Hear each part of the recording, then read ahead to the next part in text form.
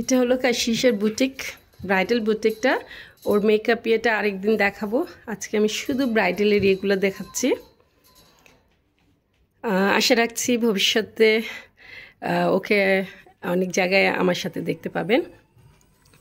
অনেক প্ল্যান আছে, সিক্রেট থাকলো।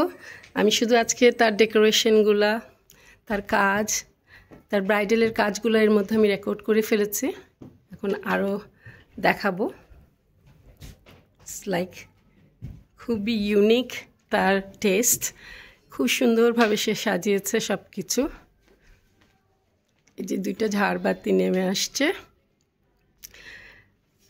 লাইটিংয়ের সাথে। এই যে এদিকে একটা, ওকে।